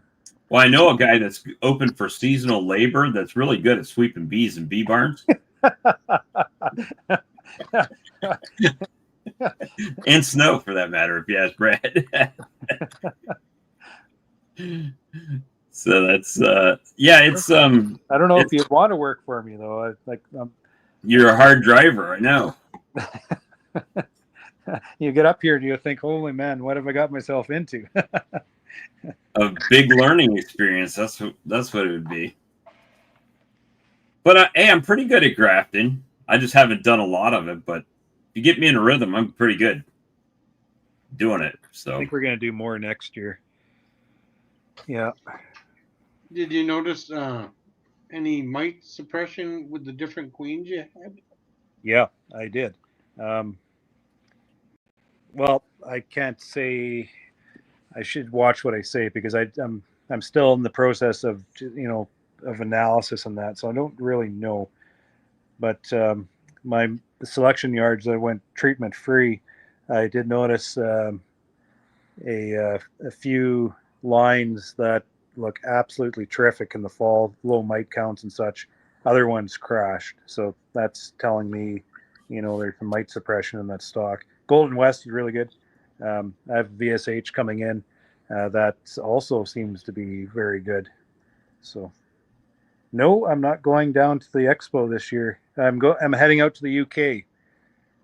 Andy and I are going to Tilford, England, to speak at the beekeeping show.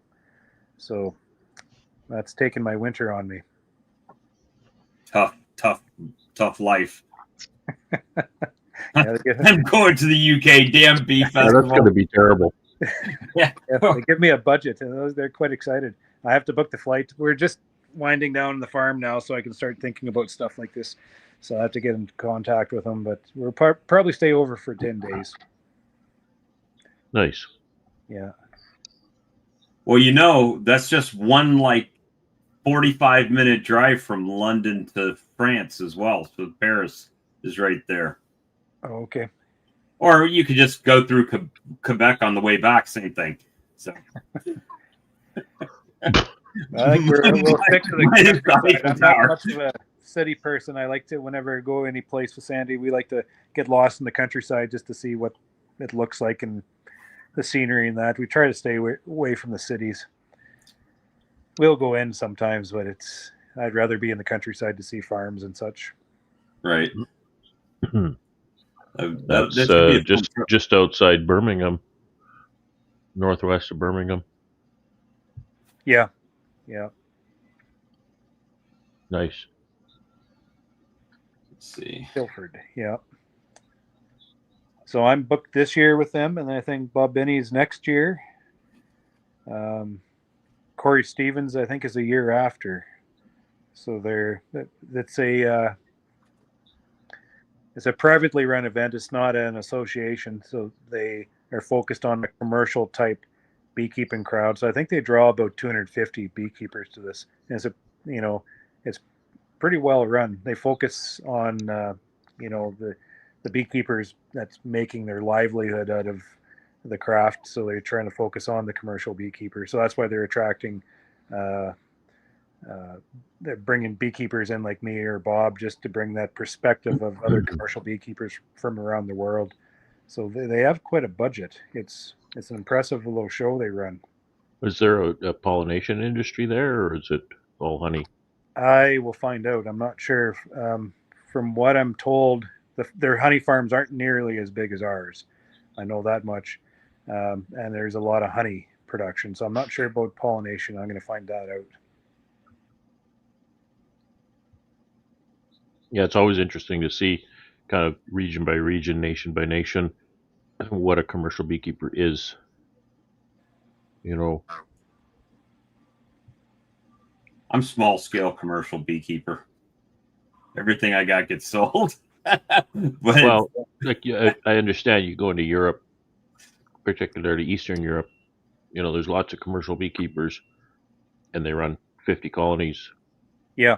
But they're all set up on these trailers and stuff, and they drive around the countryside the whole time. You know, hitting a flow here and a flow there and whatnot. It's pretty interesting, the differences. Yeah, you look at North America. I mean, I was the other day talking to a beekeeper at 30,000 hives. Like, that's just scale beyond what I can comprehend. You know, Yeah, me too. focused around pollination. So I think that's the ticket for colonies that big or operations that big. Yep. makes it easier to store colonies when they're on everybody else's property all over the country. And then here a lot of people. I don't know how Ian keeps it straight. The number of yards he has, it's kind of like, holy cow. How many yards do you run in separate yards? 45. 45 yards. Yeah. I know. Yeah. With 40, I try to keep them at 40. I'm sitting here thinking, well, I can work one yard a day, and with 45, you can work 1 yard a day every month and a half. Well, depends what we're doing, and depends how many yards we get through. Like if we're feeding, we can get through a lot of yards. You know, it's 45 in honey production season, so I have a lot of summer yards, field side yards. So those are production yards. But in the spring, I have more consolidation, so the work is a little more streamlined. You know what I mean? Now, we know what you run around 1,500 colonies, but I know that what's the max storage capacity on colonies you would have in your building to be able to continue your operation the way it is currently? Like, how much could you even scale up from where you are now without having to build a new facility to house your bees in over the winter? Well, I'm max right now. Like I'm staggering myself. So I was 1,800 colonies going into the summer, and I'm 60. What we just had assessed here, almost 1,700 colonies going into winter. And the shed's full. It's over capacity, but I have refrigeration, so it's not an issue. I'm just relying on that system. But the extracting facility is at max capacity, and I have no storage. Everything's in trailers, so it's quite cumbersome. So that's why I'm adding on a separate storage building to be able to, you know, make logistics flow a lot easier throughout the honey production season. More space. And once I do that, it will be 2,000 colonies next year with that new facility. I already have the boxes for it, and then that pretty much maxes me out for then I need to get any bigger than that. I'd need another extractor to be able to handle surges, and then I need another truck. Well, I have 2 trucks now, but I'd have to upgrade the other trucks, so I'll be running 2 yard crews and then a honey house crew. So everything just kind of keeps building. That's kind of critical mass, isn't it? To get over that margin, there's a big jump. There's a jump. Infrastructure. Yeah. That's going to help with my daughter if she continues on as what she's saying, because I'm not locking her into anything. She's too young for that. If she wants to become a beekeeper when she comes back from school, and I'm pretty sure she does because she's quite ambitious. She loves money. But with her, then we'll be able to break that. She'll be building her own little operation, and she'll be building up. So, you know, I'll hold it 2,000. She'll bring in like 500, 1,000, and you know, everything will just continue to build. But I need that other manager to do that. That's very important. Brent asks, how many hives do you typically run per yard, Ian? 40. 40. Yeah, on a 1.5 mile grid. So I saturate the area. Yeah. In the spring, I'm up around 100 to 200 per yard, just to make work a lot easier. But I like that probably makes the queen return rate. When the the pollen starts to flow, then I got to get them out to be able to capture the free stuff. So I try to spread them out. So I'll go from 5 yards up to about 25, and then from those 25, I'll break them out into 45 through the summer flow.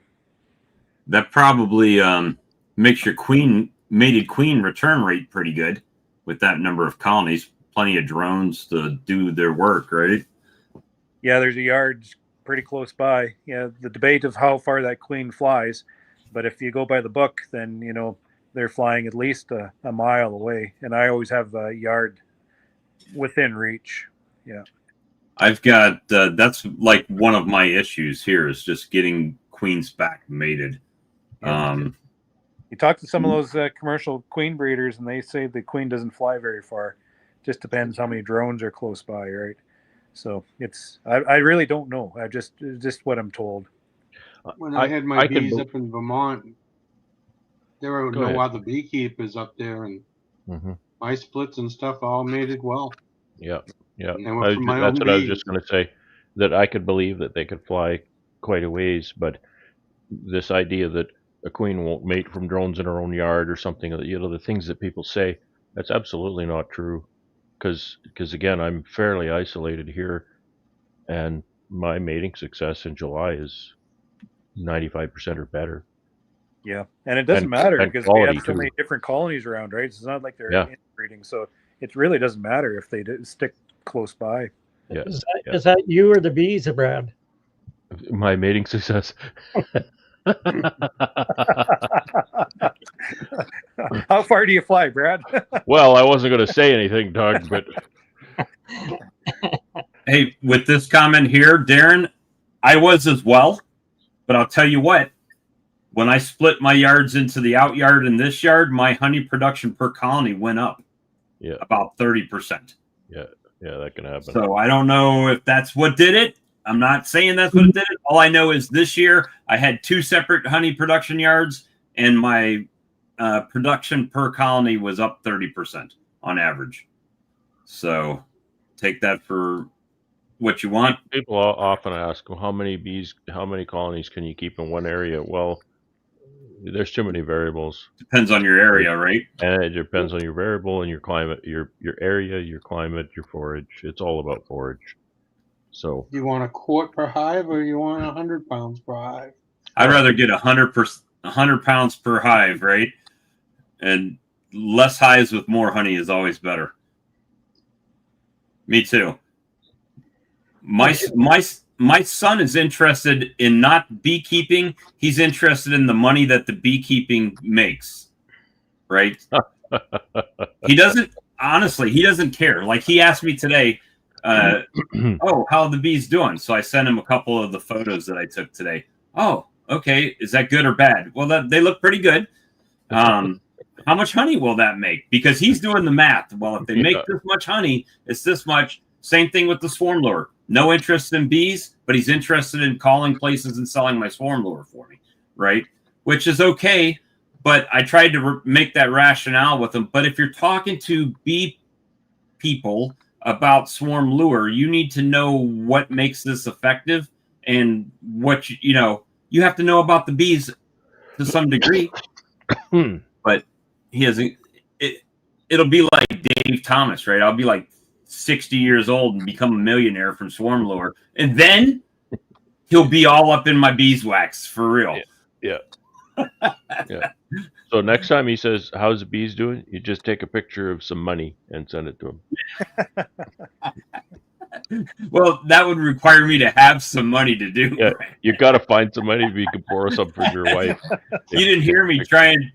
I was making a bid to be Ian's floor sweeper over the winter, and he wasn't going for it. So I'm going to be broke all winter. Have you got room to run a second line, Ian? Or would you go to 120? No, I don't. But when I build the expansion, I'm going to add an extra little bit onto the side just to be able to put a second unit in. I'm not buying one, but I'm just building the space for it.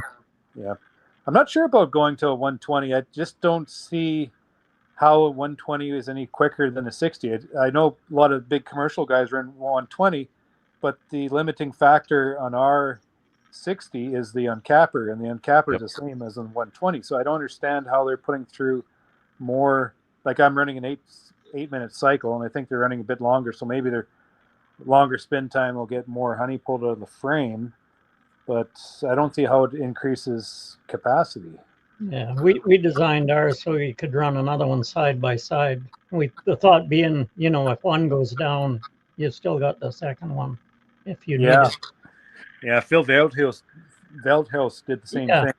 yeah. He bought an older unit, and he runs two sometimes. He needs more manpower inside the facility, I think, to make it real shine. Yeah. He says it's a third faster. But I could see on a rainy day, you could put your whole crew on 2 units and just blast the boxes through. So I'll be running 2 60s is what the plan is. Once, if we do expand, it'll be a second 60, and then we'll use the second 60 for surges. Yeah. Then you have one guy in between boxing the frames back up on both sides. Do this box turn, do that box. Yeah, they'll be busy. Yeah, they like to be busy in the honey house.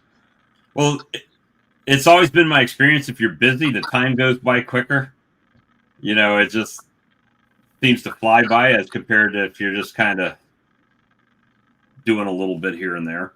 I think the guys who run the 120s, they also load from the side the frames that don't go through the uncapper, that don't have wax. So I think they have guys just throwing frames onto the conveyor. Oh. That's probably where they get the speed from. I'm not certain because I don't have that experience. Yeah, I can't see how that 120 wouldn't sit idle a lot more than a 60. Yeah, To get it enough through the uncapper to load it up. because my uncapper is going all the time. It never shuts off. It's going the whole time. I did slow it down one cog just to help it from pushing the wax. So it is running a little bit slower, but we still run an 8-minute cycle. It would be nice to get rid of the scratcher. Yep, it would. Yep. I always joke with my crew whenever I'm in there, just kind of, in between jobs, I'll kick the guy out of the scratcher seat and I'll sit there and I'll do the work and they'll be, why in the world, of all the jobs in the honey house, you come and sit down there and do the scratching job. And I tell them every time, I say, it's the best job in the honey house because I can sit here and I don't have to do anything. You guys get to work. I just sit there and scratch frames.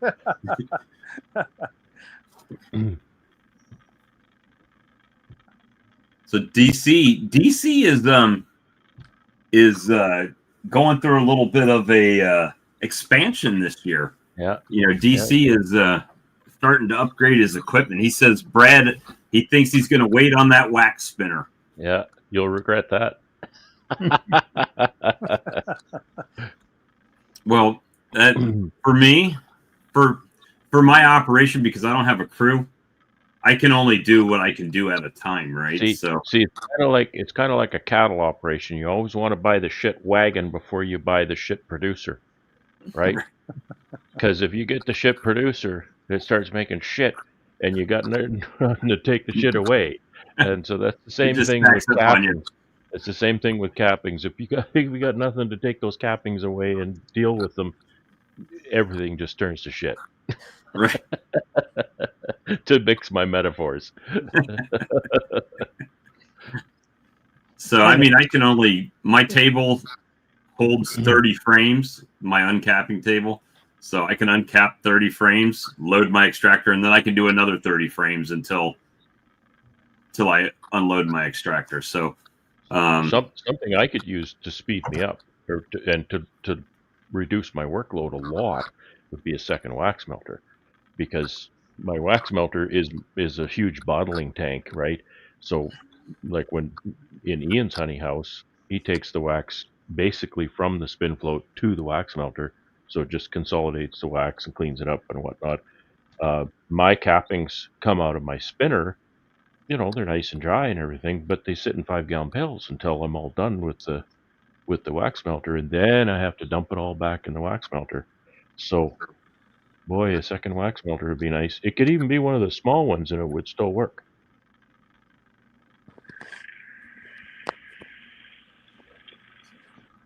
It's always the I think there's always a bottleneck, right? So Well, always. for me, you fix one bottleneck, and then that creates another bottleneck, right? So now this is the slowest part of my process. So now I There's gonna need be something. Yeah. Yeah.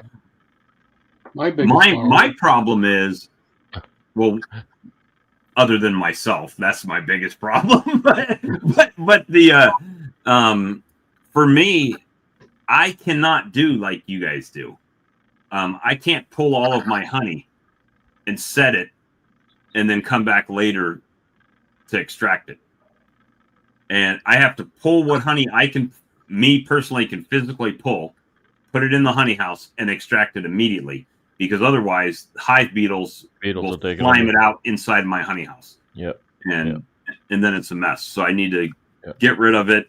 And that extraction process does help it out, because when I'm uncapping frames, you'll see beetles, and they're going to fall down into my wax cappings and everything else, and you'll see them coming out and getting caught in the strainer, going into the bucket. Because my honey sit in the hot room for a couple of weeks, perhaps. I pull all the honey, and then my bees need to be fed, so I can't extract. Right? Yeah, I can't. Feed the bees. I couldn't even go I can't pull all the honey off of this yard and then go to my out yard, and I couldn't do that. I have to physically do what I can do that day by myself, right? Unless somebody's volunteering to help me, which is, unfortunately, I don't have that Bruce Jenny talent of, hey, I'll give you a brass door knocker to paint your fence for you. Sure. I don't get that. Here, usually the whole Huck Finn thing, When they start growing canola out by you, Brad, you're in for a whole new experience. Yeah, I realize that. And that's another nice thing about my forage. Now, a thing about my forage that I'm not too crazy about is the yield. It's a very poor yield. But it's nice honey, and it doesn't granulate fast, so it gives me that time, because it'll take me a month. I'll pull the honey, and it'll take me a month to get through it sometimes. This year it didn't, but it was a bad year. Are they going to start growing canola out by you? Is that in the plans? Do you know?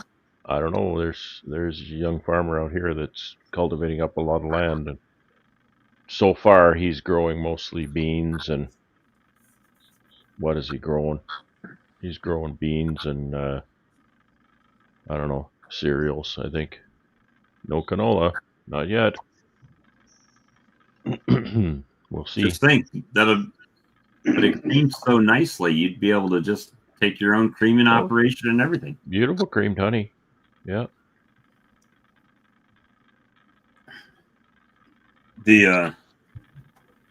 So Ian's going to the UK. Brad is probably making pallets over the winter. Doug, what are you doing over the winter? I'm riding a sled. Riding a sled. Mike, what's your plans over the winter? What are you doing? Working my full-time job.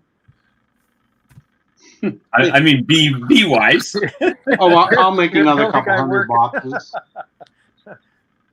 Make a few hundred more boxes. Yeah, last year I made about 3, maybe 4.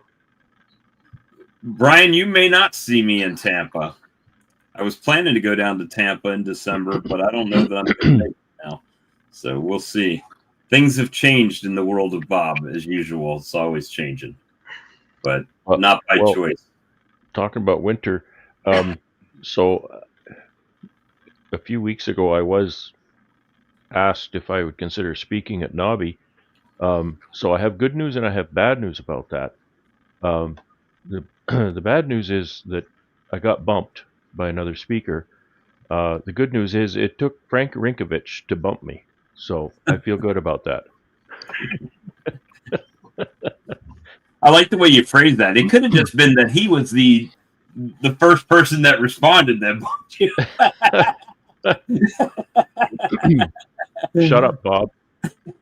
Let me live in my world here. Hey, I'm the same way, I'll be watching a chat and they'll say, well, Bob said this and Bob said that. And I'm like, Yeah, I probably did say that, and then I realized, oh, they're not talking Talking about this Bob at Bob, all. It's I'm the only guy that has a show, and his name is Bob. That when they say Bob, they're not talking about me, and right. that's interesting. It's fun. Frank's a You're pretty going to have to be busy modifying bottom boards this winter too, aren't you? Me? Yeah.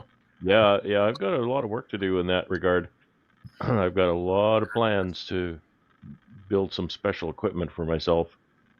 Are you gonna start them right off in the license, or are you gonna go with your woodware and Well, I convert can't them afford to just go with the poly hog boxes wild? right off, but I want to buy a few every year. I've ordered a few more for the spring. So I'll just get a few each year and go with that. The polystyrene panels work fine. They're just, they're ugly. They take a little bit of work to put on. They're pretty easy, so I can't complain. So yeah, but there's some bottom boards. I need to build some custom. They're not really bottom boards as much as there will be what's called a slatted rack. It'll be more like a slatted rack than it will be a bottom board. Just to go under the poly box, lift it up a bit. And that's to achieve a few different things. And one is to give me a wooden surface I can put my hot vaporizer into. Yeah. So I could do that. And then also to take up the difference between my two-way pallet that's built for a wooden box and two-way pallet that's going to host a polystyrene box, which is wider. Yeah, I modified our covers so I don't have to melt the polystyrene. Yeah. Because I wanted to go with, getting the box on my two-way pallet. I had kind of conceived of the idea of this, slatted rack thing on the bottom to begin with. And I thought, well, that'll achieve the vaporizer issue as well. Yeah, I acquired. They're not licensed. They're the B-Max 10 frames. Yeah. I got quite a few of them in a purchase, and I haven't used them because I can't really oxalic acid with them because they only have a 3/8 entrance, and they're all styrofoam. So I If you was want to thinking donate this them to year. Bob, he'll happily take them from you. This Bob, not the other Bob aforementioned. I was thinking about making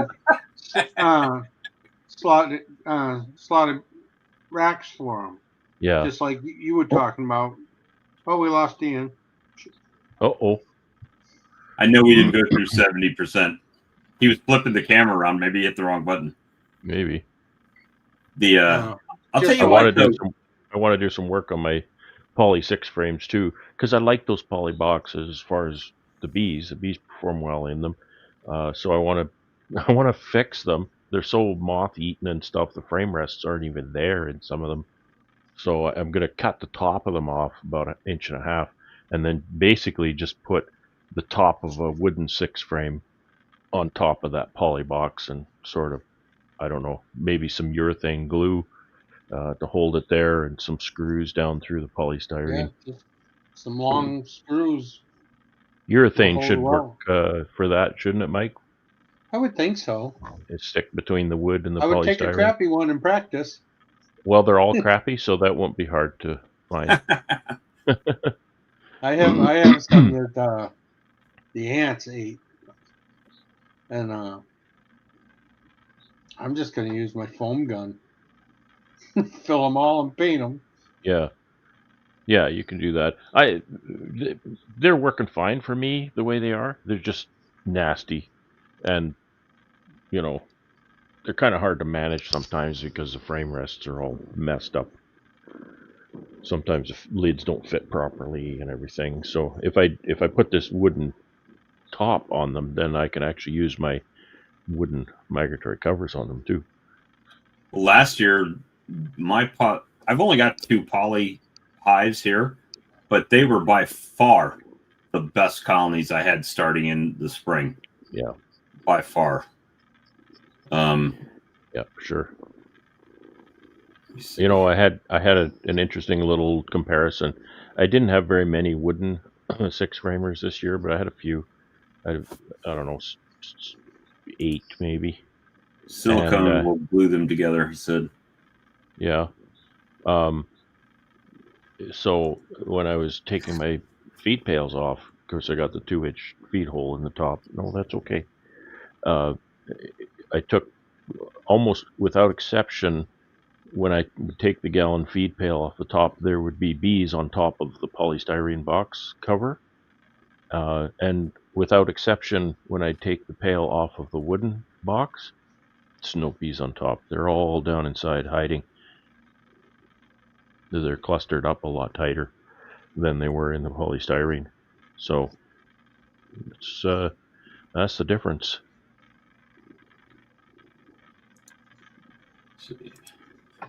Yeah, that's so you got a bunch of BMAX equipment, eh? Yeah, quite a bit. The I know that's sold by Blue Sky, right? BMAX. Better be. Better Be sells it? Yeah. I didn't think Better Be sold BMAX. You don't have to believe me. You can look it up, Bob. I am looking it up right now, I sir. know you are. Don't you worry about it. I'm on it.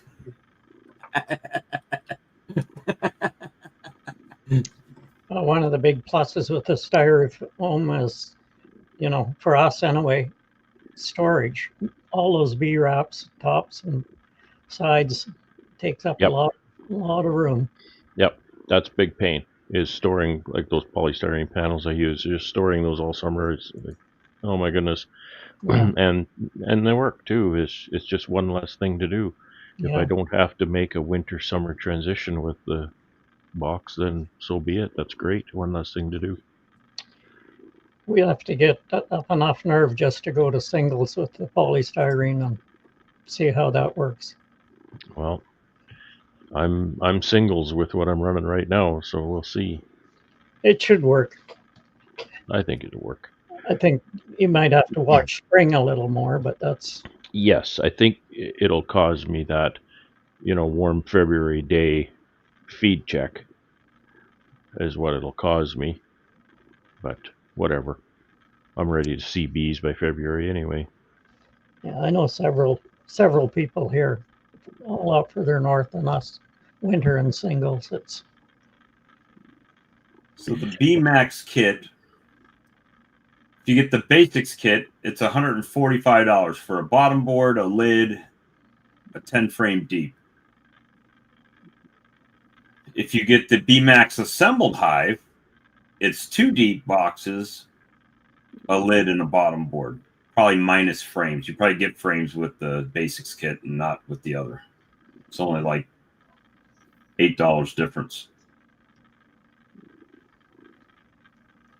I don't really care about the supers, but it's nice to have that brood box that if you're shaking them down at the winter, that you can just get them all down in one condensed thing and close them up, right? I run all doubles, so. Oh, you got all doubles? I get singles, 5.5s. Trying all different types of things. See what that. The only thing that I've done this year, I left them in doubles. But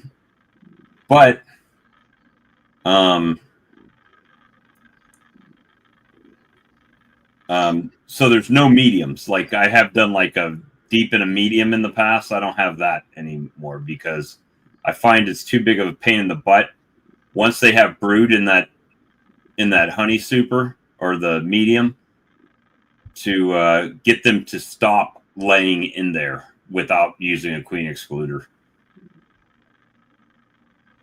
Do you know the BMAX, is that the same dimensions as the Lyson colony as far as the width? Do you know?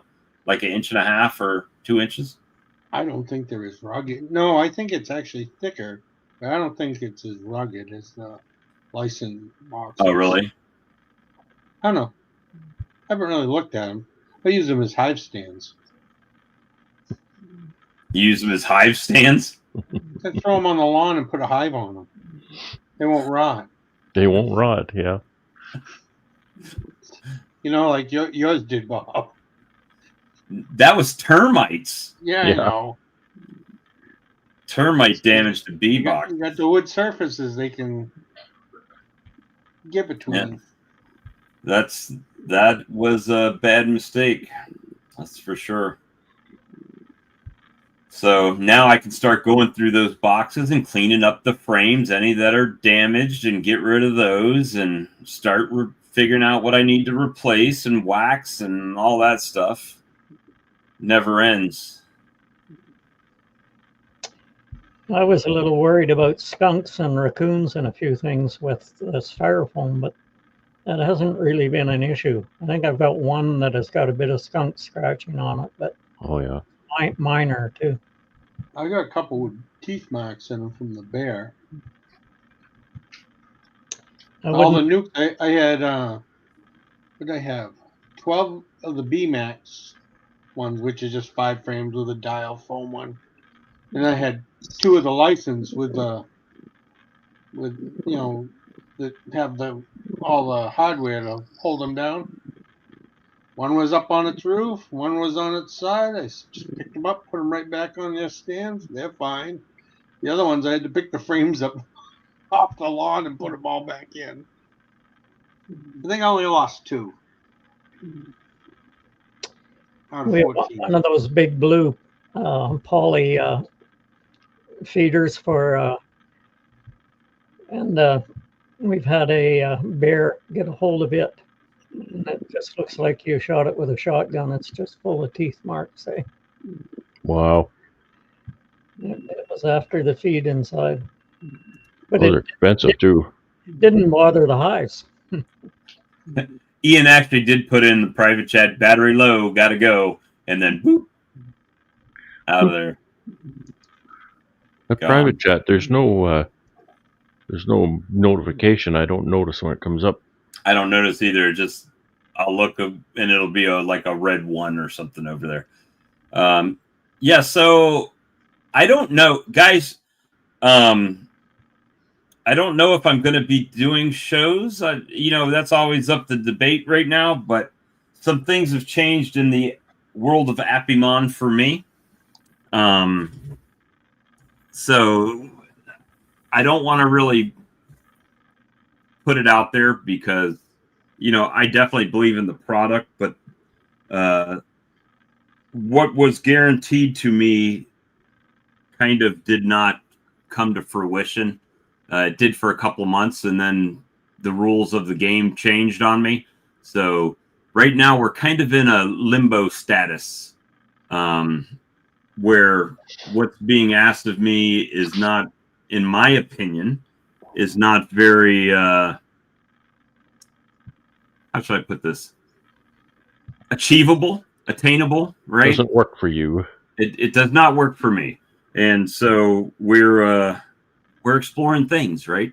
Like selling honey every single weekend and barbecue sauces and candles. And today I was looking at making those beeswax wraps and different things like that. You'll be crocheting doilies next. So to give you a brief synopsis, and again, it's not business is business, right? When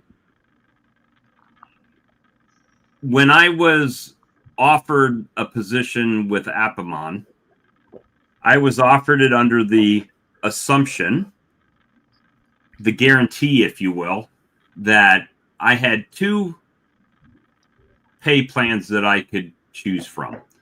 One was a base plus commission, and one was commission only, or one was salary only. I chose the salary only option because I knew it was winter and that sales would not be dramatic enough to sustain my household on a commission, with a commission basis, right? Oddly enough, after 2 months when I was guaranteed to, like the first of the year that we could make that work until spring started and then sales started picking up and we work into the other plan. But after 2 months, basically I was told that, hey, you're going to get paid this week. And then after that, you're going to be commission only. No, I'm not. No, I'm not. Hey, do you want to go to Texas? No, not on commission only. I'm not driving to Texas. So, that was kind of where we're at with that. But So technically, am I not working for the company? No. I mean, I guess I am working for the company, but I'm just not getting paid a salary unless I sell something for them. But then it comes down, well, if I'm going to sell it for them, I might as well sell it for me on my website, because I make more profit selling it for me on my website than I do selling it for commission for him. So I don't know. It's a weird situation, and so it is what it is. And if we don't work together, I don't have any animosity against him. There's nothing wrong with the product. All that's great. It's just financially, it's not what it was supposed to be. And that's it. That's the one time you'll hear me talk about that on this. I'm done with that. They basically multi-level marketing me. Yeah, kind of. That's essentially what was going. So yeah, again, all respect to them and their product. I still use it. The photos I showed you earlier had brand new Appy tablets on it. It's all that I've used for 2 years. I love the product. Nothing wrong with it. But, businesses are in different stages, and businesses can afford things for different amounts of time. So I don't hold it against them. I just wish that, typically when I offer somebody a job and I give them my word that you're going to get something like you set out an agreement and a plan, that I expect to follow that plan, right? That's what we agreed upon. And that didn't end up happening. So we just agreed to disagree. And, it is what it is. So anyway, next topic. Doug, do you raise your own queens? Some, not as many as we should, probably.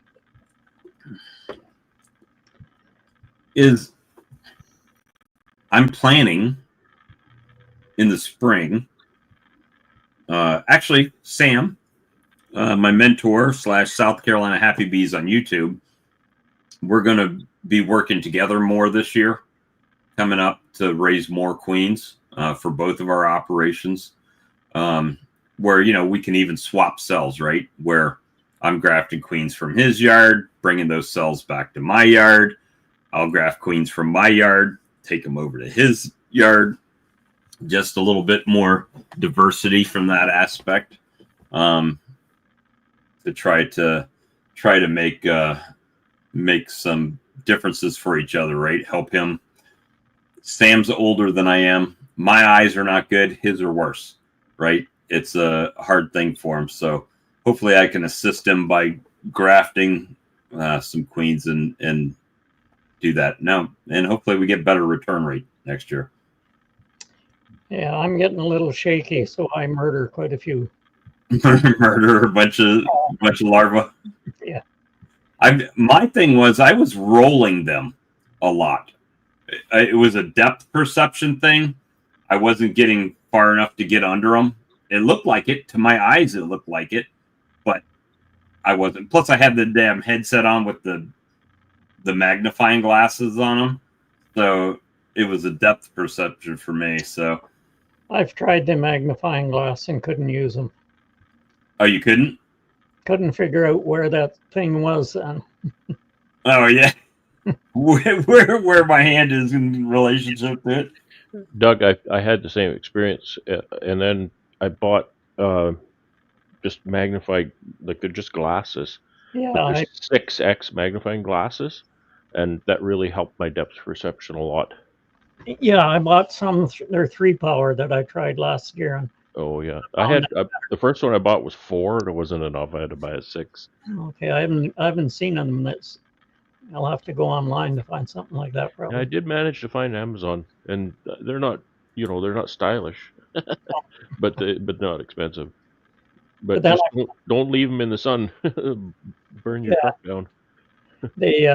I found a couple of people in Brandon that you can buy cells from, and pretty reasonable. And yeah. I made my own little carrier, and so it. Did you? That's a good. It was one of those people, Dawn. Go and get some from Dawn. Yeah. Yeah. I bought she got good bees. Yeah, I bought some from her. I bought bees from her. They kicked my ass. They're so good. Yeah, a lot cheaper than buying queens. Oh yeah, very affordable for sure. Well, but in the past, my problem has been when I'm grafting, having the resources in the colonies to split off and make the builders and stuff like that in the past. Yeah. So now I think I should be in a better situation this year coming up. Hope, knock on wood, things change, but Yeah. hopefully that. I knew this year I had to concentrate on building bees, and I did sacrifice a lot of honey crop by putting together my builder, my mating nukes, and whatnot. So it definitely takes a toll, but it is what it is, right? Right. We have one small yard with Josh Weeb queens in it. Oh yeah, Put them in this fall, so we'll have to see how they turn out. I'd be interested to hear how they go. He's Yeah, got some pretty good genetics. I always keep meaning to buy some queens from him, but I never do. He's a friend of mine. yeah. I've never bought queens from him. I just bought cells from him. A lot of the mating nukes that you see him use were cut up in my shop. Darren said at Bill's grafting class, I found out that you don't need to look. Just stick it in and pull it out like in high school.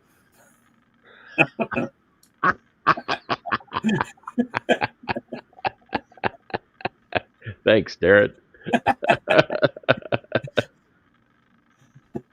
That's funny. And on that note, guys, we've been going 2 hours and 15 minutes. And it's close to 10:30. We'll wrap this live stream up.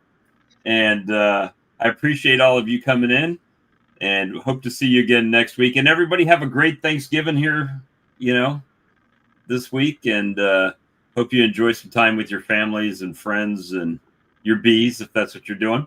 And we'll see you next time. Good night, everybody. Good night, everyone.